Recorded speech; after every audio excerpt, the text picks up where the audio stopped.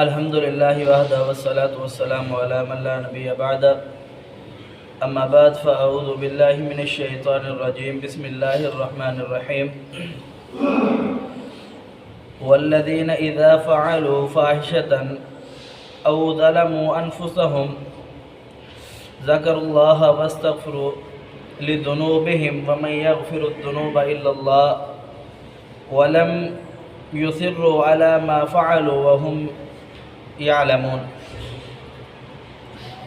والذین اور وہ لوگ اذا فعلوا فاحشة او ظلموا جو بے حیائی کی طرف آتے ہیں اور انہوں نے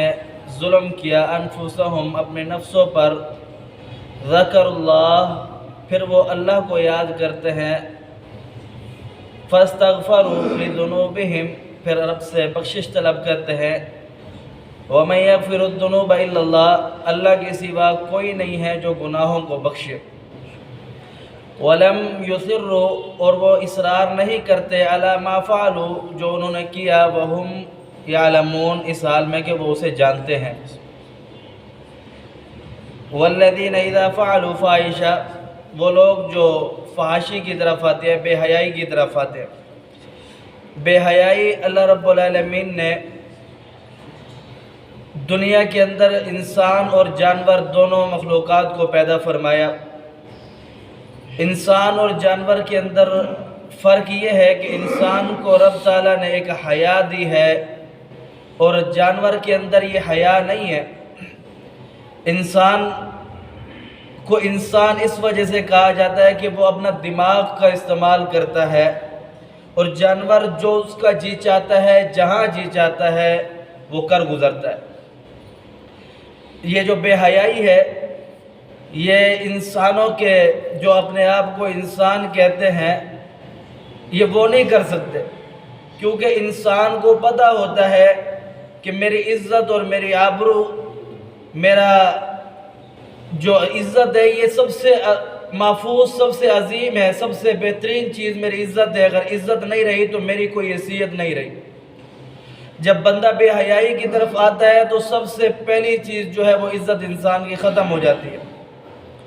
اور جب جو قومیں بے حیائی کی طرف آتی ہیں ان کا سب سے بڑا نقصان یہ ہوتا ہے کہ بے حیائی اختیار کرنے کی وجہ سے قومیں اپنے اصلیت کو بھول جاتی ہیں وہ اس انداز سے کہ رسول اللہ صلی اللہ علیہ وسلم نے مسلمانوں کو نسب کی بڑی تلقین کی ہے کہ یہ بیٹا ہے یہ باپ ہے یہ دادا ہے یہ چاچو ہے یہ ماں ہے یہ بہن ہے یہ رشتہ دار یہ نسب لیکن جب انسان بے حیائی کی طرف آتا ہے برائی کی طرف آتا ہے تو پھر یہ نسب چلا جاتا ہے جب یہ نسب چلا جاتا ہے تو پھر غیرت اور اہمیت پھر ماں بہن کی عزت بھی دل سے نکل جاتی ہے آپ دیکھیں کافروں کو وہ جتنے بھی طاقتور ہو گئے جتنے بھی اپنے آپ کو سپر پاور اور جو بھی ان کے پاس